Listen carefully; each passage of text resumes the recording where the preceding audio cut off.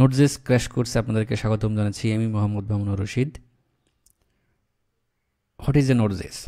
নোডজেস আসলে তাদের official doc অনুসারে NodeJS is a free open source cross platform JavaScript runtime environment that lets developers create server, web apps, command line tools and scripts.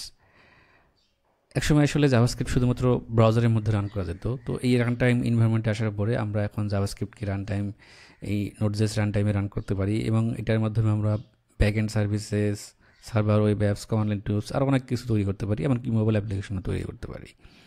এটা আসলে তৈরি করেছিল Ryan ডাল 2009 সালের দিকে। আর এটা good for highly scalable data intensive real time super fast application. এর মাধ্যমে আসলে যে অ্যাপ্লিকেশনগুলো তৈরি করা হয় সেগুলো সুপার ফাস্ট হয় এবং real time data intensive app এগুলোর মাধ্যমে তৈরি করা হয় নোডজেসের মাধ্যমে। আর এটার বর্তমানে লার্জেস্ট ওপেন সোর্স লাইব্রেরিজ আছে। এই নোডজেসের লাইব্রেরি মানে এত হিউজ লাইব্রেরি আছে যে আপনার বলতে গেলে যা দরকার হবে ভবিষ্যতে বা সফটওয়্যার ডেভেলপ করার জন্য প্রায় সবগুলোরই আপনি লাইব্রেরি পেয়ে যাবেন। বর্তমানে used by all popular software companies. বর্তমানে এই নোডজেস ইউজ করে না এমন কোনো সফটওয়্যার কোম্পানি পাওয়া যাবে না বললেই চলে। ইনিশিয়ালি এটা ইউজ করা শুরু করেছিল হচ্ছে পেপাল। এর পেছনে একটা গল্প আছে। গল্পটা এরকম, মানে আসলে গল্প না, এটা আসলে একটা সত্যি ঘটনা। নোডজেস যখন শুরুর দিকে আসে ওই সময়ে তো পেপাল অলরেডি একটা এস্টাবলিশড কোম্পানি। তারা তাদের সার্ভার সাইডে ওইখানে জাভা ইউজ করতে হচ্ছে ব্যাকএন্ডের টেকনোলজি হিসেবে। তো সেখানে তারা তাদের একটা মডিউল ডেভেলপ করার জন্য তারা চিন্তা করলো, যেহেতু নোডজেস মানে কম কোড লিখতে হয়, তো তারা চিন্তা করলো একটা ডেমো টাইপের একটা মডিউল তৈরি করবে, যেখানে নোডজেস দিয়ে কিছু একটি এমভিপি টাইপের একটা মডিউল করবে। করার পরে সেটা যখন হয়ে যাবে তখন তারা সেটাকে জাভাতে কনভার্ট করবে এবং সেটাকে স্কেলেবল করবে। কারণ তাদের অলরেডি অনেক ভালো ভালো ডেভেলপার আছে, তারা জানে যে জাভা দিয়ে কীভাবে সফটওয়্যার স্কেলেবল করতে হয়। তো তারা ধারণা করেছিল যে নোডজেস করলে এটা স্কেলেবল হবে না বা রিকোয়েস্ট বেশি সার্ভ করতে পারবে না। তো তারা ডেমো আকারে একটা প্রজেক্ট করতেছিল।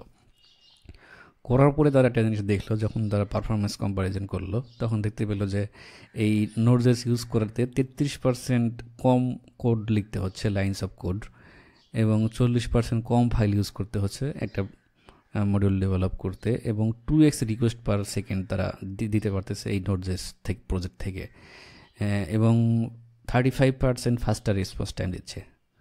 অর্থাৎ তারা যখন দেখলো যে আমরা একটা এমভিপি টাইপের একটা প্রজেক্ট করলাম ডেমো আকারে, তারা চিন্তা করতেছিল এটা হয়ে গেলে আমরা এটা কে জাভাতে কনভার্ট করব। কিন্তু তখন তারা যখন দেখলো যে এটাতেই তো আমাদের জাভার সে কম পারফরমেন্স পাওয়া যাচ্ছে না, তাহলে কেন আমরা এটাকে আবার জাভাতে কনভার্ট করব। তো তখন তারা ডিসিশন নিল যে তারা সেই মডিউলটা নোডজেস দিয়ে করছে সেটাকেই তারা প্রোডাকশনে দিয়ে দেবে। তখন থেকে তারা আসলে নোডজেস ইউজ করা শুরু করে এবং তাদের দেখা দেখি সেই সময় অন্যান্য কোম্পানিও নোডজেস ইউজ করা শুরু করলো এবং ধীরে ধীরে এটা এত পপুলার হয়ে গেল যে এখন নোডজেস ইউজ করেন এমন কোনো কোম্পানি পাওয়াই যাবে না বললে চলে। এই কোর্সটি আসলে কার জন্য? তো যেহেতু এটা নোডজেস ক্র্যাশ কোর্স, আমি ধরে নিচ্ছি যে আপনি বেসিক নলেজ অফ জাভাস্ক্রিপ্ট আপনার অলরেডি আছে, অথবা আপনি যদি নোডজেস ইউজ করে রিঅ্যাক্ট, ভিউ বা এসবেল্ট এই টাইপের ফ্রন্ট এন্ড ফ্রেমওয়ার্কে কাজ করে থাকেন, তাহলে আপনারা অলরেডি নোডজেস ইউজ করেন, কিন্তু নোডজেসের বেসিকটা ভালোভাবে না জানার জন্য হয়তো ব্যাক এন্ডের কোড লিখেন না। এই ক্র্যাশ কোর্সটা দেখেন, তাহলে আপনাদের নোডজেস সম্পর্কে একটা ভালো আইডিয়া হবে। তখন আপনারা আসলে নিজেদেরকে একটি ফুল স্ট্যাক ডেভেলপার হিসেবে গড়ে তুলতে পারবেন। কারণ হচ্ছে যেহেতু আপনারা অলরেডি নোডজেস ইউজ করেন, জাস্ট বেসিক কিছু জিনিস আপনি অ্যাডভান্স কিছু জিনিস দেখলেই আপনারা ব্যাক এন্ডে বিএ সার্ভিসেস তৈরি করতে পারবেন। তাহলে কেন নয় যে আপনি নিজেই একটি ফুল স্ট্যাক ডেভেলপার হিসেবে নিজেকে গড়ে তুলবেন, আর ব্যাক এন্ডের সাথে ডিপেন্ডেন্সি রাখার আসলে কোনো দরকার নেই।